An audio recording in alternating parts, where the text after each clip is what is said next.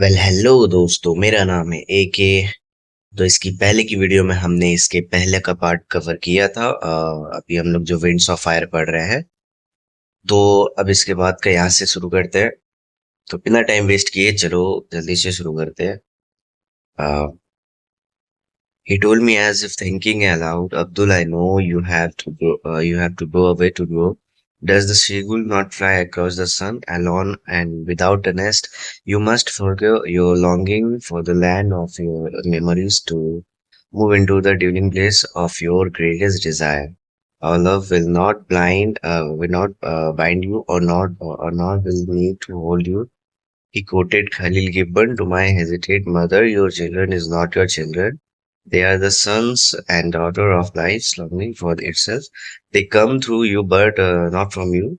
You may give them your love, but not your thoughts, for they have their own thoughts. Okay. तो देखेंगे इस paragraph में क्या बोल रहे हैं कलाम साहब कि उनके पापा ऐसा सोच रहे थे, उनको लगा कि वो ऐसा बोल रहे हैं। सॉरी। तो उनको लगा कि वो ऐसा बोल रहे हैं कि कलाम देखो, मैं जानता हूँ। ये उनके पापा उनसे कह रहे हैं, ठीक है, कि मैं जानता हूँ कि तुमको तरक्की करने के लिए, तुमको बड़ा होने के लिए यहाँ से मतलब इस जगह को छोड़कर जाना पड़ेगा। वो बोल रहे क्या सीगुल अपने घोंसले को छोड़कर नहीं उड़ता है, मतलब सूरज के पार पूरा। वो यही मतलब सीगुल का एग्जाम्पल देके उनको बोल रहे हैं। और आगे देखते हैं कि आगे ये बोल रहे हैं कि तो जो तुम्हारी यादों की जो ये जमीन है, मतलब जहाँ पे हमारा घर होता है, वहां से हमारी काफी सारी यादें जुड़ी होती है। तो ये जो यादों की जमीन है, तो यहाँ पे तुम, ये मतलब वो जगह नहीं है जहाँ से तुम तरक्की कर पाओगे। तुम्हें तुम्हारी इच्छाओं के शहर में जाना पड़ेगा। तुम्हारी इच्छाएं बड़ी है, तुमको उसको पाने के लिए यहाँ से तुम्हें निकलना पड़ेगा। और ये कह रहे हैं कि हमारा प्यार और हमारा जो जरूरतें हैं वो तुमको यहाँ बांधेगी नहीं, वो तुमको यहाँ रोकेगी नहीं। तुम अपनी तरक्की के राह पर चलो, यही सब है। और ये एक खलील गिब्रन एक है, वाकया है। ये भी एक अच्छा वाकया है। इसको मैं इस पे मैं अच्छी सी एक वीडियो बना के डाल दूंगा। मतलब ये है एक वाकया, तो उसका एक रेफरेंस देके यहाँ पे उनके पापा उनसे उनके मम्मी से कहते हैं कि जो तुम्हारे बच्चे हैं वो तुम्हारे बच्चे नहीं है। वो कह रहे हैं कि तुम्हारे बच्चे जो तुम्हारे बच्चे नहीं है, वो अपनी इच्छाओं के ये है, अपनी इच्छाओं के बच्चे हैं, ऐसा कुछ कह रहे हैं। और ये कह रहे हैं कि ये तुम्हारे थ्रू आए हैं, ये तुमसे नहीं आए हैं, तुम्हारे थ्रू आए हैं, तुम्हारे जरिए आए हैं। तुम इन्हें अपना प्यार दे सकती हो, पर तुम इन्हें अपना विचार नहीं दे सकती। इनके अपने विचार होते हैं, ऐसा ये कह रहे हैं। आगे देखेंगे दूसरे पैराग्राफ में। He took me and my three brothers to the mosque and recited the prayer Al-Fatiha from the Holy Quran.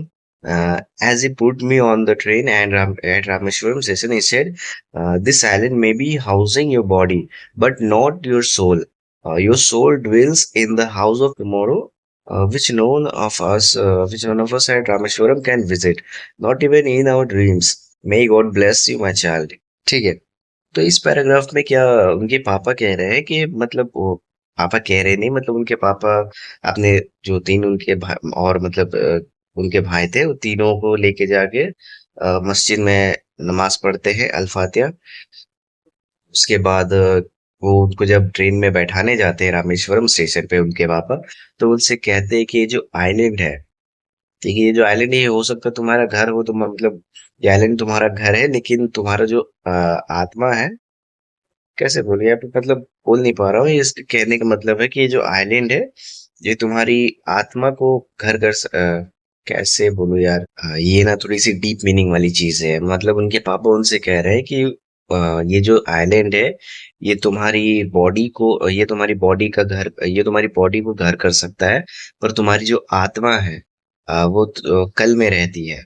मतलब आने वाली कल की सोच है, उनकी जो आत्मा है उसका जो सोच है वो आने वाले कल की तरह है। ये जो रामेश्वरम है, वो यहाँ पर जितने भी लोग रहते हैं, यहाँ पर कोई भी उस कल में जा नहीं सकता जिस कल में तुम्हारे मतलब सपने में भी नहीं सोच सकता उस कल में जाने के लिए, जहाँ तुम जा सकते हो। और उन्हें आशीर्वाद देते हैं। और बस उसके बाद आगे इसका दूसरा पैराग्राफ देखते हैं। तो Samsudin and Ahmad Jalaluddin traveled with me to Ramanathapuram to enroll me in Squads High School and to arrange for my boardings there. Somehow I did not take to the new sitting. Uh, the town of Ramanathapuram was a thriving factious town of some 50,000 people, but the coherence of a harmony of Rameshwaram was absent. Okay देखेंगे तो यहाँ पे वो कलाम साहब कह रहे हैं कि जो शमसुद्दीन और अहमद जलालुद्दीन थे वो उनके साथ जाते हैं रामनाथपुरम उनको स्क्वाड्स हाई स्कूल में सेटल करने के लिए थोड़ा अरेंज करने के लिए सब कुछ ठीक है तो वहां पे जाने के बाद वो जो नया नया जो वातावरण सेट हुआ है कलाम साहब के लिए वो उसमें थोड़ा सा फिट होने में उनको दिक्कत होता है और आगे वो कहते हैं कि जो रामनाथपुरम है ये जो पूरा शहर है तो ये 50,000 लोगों का शहर है यहाँ पे वो बात नहीं थी जो जो उनको रामेश्वरम में उनके होम टाउन में मिली थी तो अब ये तो ऑब्वियस सी बात है यार मतलब हम जहाँ पे हमारा जहाँ घर है वहाँ पे एक अलग ही बात होती है जब हम वहाँ रहते हैं तो हम कहीं और नई जगह जाएंगे तो वहाँ पे सेटल होने में थोड़ा टाइम लगता है हाँ हो सकता है 1 साल या फिर कुछ ज्यादा दिन रहने के बाद वहां पर भी मन लगने लगे पर जो घर में लगता है तो वहाँ मतलब घर अलग चीज है यार छोड़ो आगे पढ़ते I missed my home and grabbed every opportunity to visit Rameshwaram. Uh, the pool of educational opportunities at Ramanathapuram was not strong enough to nullify the attraction of Poli, a South Indian sweet my mother made. In fact, she used to prepare 12 distinctly different varieties of it, bringing bringing out the flavor of every single ingredient used in the best possible combination okay तो यहाँ पे देखेंगे कि इनको काफी ज्यादा याद आता है घर का और ये कोई भी मौका नहीं छोड़ते हैं अपने घर जाने के लिए मतलब इनको जब भी मौका मिले घर भाग जाते थे यार होता है थोड़ा बचपन में जब हम लोग भी नया नया स्कूल एडमिशन होता था तो हम लोग जाने का मन नहीं करता था हमेशा कुछ ना कुछ बहाना मार के भागने का वहां से कोशिश किया करते थे तो आगे देखते हैं तो यहाँ पे बोल रहे हैं कि वहां पे जो रामानंतपुरम में जो पढ़ाई की जो अपॉर्चुनिटीज थी उनके पास वो इतनी मजबूत नहीं थी कि वो उनको रामेश्वरम जाने से रोक पाए और उनकी जो मम्मी उनका मम्मी एक डिश बनाती थी जिसका नाम था साउथ इंडियन डिश है साउथ इंडियन मिठाई है जिसका नाम है पोली तो ये उसका काफी याद आता था उनको क्योंकि उनकी मम्मी जो है काफी 12 अलग अलग तरीके से उस मिठाई को बनाती थी और सभी तरीकों में जो उनका इंग्रेडिएंट्स पता नहीं कैसे इस्तेमाल करती थी जो उनका मतलब सबका टेस्ट अलग था 12 अलग तरीके का टेस्ट अलग भी था एकदम ठीक है तो उनको बेसिकली उनके घर का बहुत याद आ रहा है आगे देखेंगे despite my homesickness I was determined to come to terms with the new environment because I knew my father had invested great hopes in my success.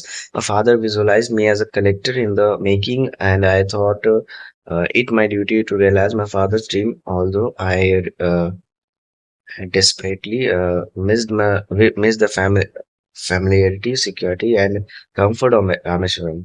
Okay तो इस पैराग्राफ में क्या कह रहे हैं कलाम साहब के अ, एक तो ठीक है हाँ उनको मतलब घर की याद आ रही है ठीक है पर वो कहीं ना कहीं पूरा दृढ़ निश्चय किए हुए थे कि यार मतलब उनके जो उनको पढ़ना है यार यहाँ पे जो ये वातावरण जैसा भी है उनको यहाँ पे पढ़ने भेजा गया है तो और वो पढ़ने के लिए आए हैं तो उनको यहाँ पढ़ना है क्योंकि वो कहीं ना कहीं जानते थे कि उनके पापा जो है उनपे काफी मतलब उनके पापा उनपे काफी भरोसा किए हुए हैं कि ये बार पढ़ लिख के कुछ करेगा और उनके पापा चाहते थे कि वो कलेक्टर बने तो उनको मतलब वो उनका सपना पूरा ही करना है यार सबको ये फीलिंग होनी चाहिए मतलब जितने भी यार लड़के लड़कियां जो भी है सबको ये फीलिंग होनी चाहिए कि यार उनके जो पापा है उनपे काफी मेहनत इन्वेस्ट की है काफी पैसा इन्वेस्ट की है काफी होप है उनको तो यार अपने पापा का सपना पूरा करो यार इसमें अलग मजा है आप लोग नहीं जानते हो समझ रहे हो अपना सपना ठीक है अपनी इच्छा ठीक है लेकिन अलग बात है यार पापा का जब सपना पूरा होगा तो मतलब कैसे बोलो अब छोड़ो रहने दो तो आगे चलते हैं, शायद ये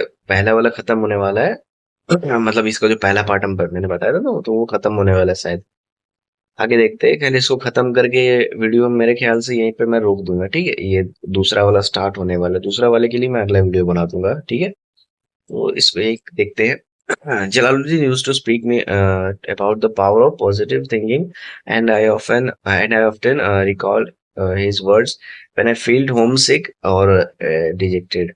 I tried hard to do as he said, which was to strive to control my thoughts and my mind, and through this to influence my destiny.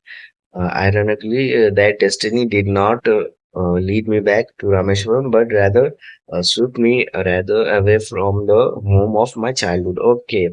तो देखेंगे यहाँ पे क्या बोल रहे हैं कि जो जलालुद्दीन है उनके दो दो दोस्त साथ में आए थे ना। एक शमसुद्दीन था, एक अहमद जलालुद्दीन था। तो जलालुद्दीन उनको हमेशा कहा करता था कि यार एक पावर ऑफ पॉजिटिव थिंकिंग, मतलब सकारात्मक सोचना चाहिए हमेशा। मतलब जैसे अब वो वहां पे रह रहे हैं तो उनका घर मन नहीं लग रहा है, वहां पे उनको घर की याद आ रही है। तो कह रहे हैं इसमें भी तुम एक पॉजिटिव थिंकिंग बनाओ यार, कि तुम यहाँ पढ़ने आए हो, तुम्हें वहां से कुछ बढ़कर अच्छा करने का मौका मिला है, तो यार इसमें ध्यान दो यार, वापस उसमें मत घुसो। ठीक है। तो ये जब भी अ, उनको घर की याद आती थी तो इस बात को जलालुद्दीन की याद करते थे और इसको प्रैक्टिकली करने की कोशिश करते थे। ठीक है। वो वही है। अब इसके बाद तो इसमें कुछ खास नहीं है।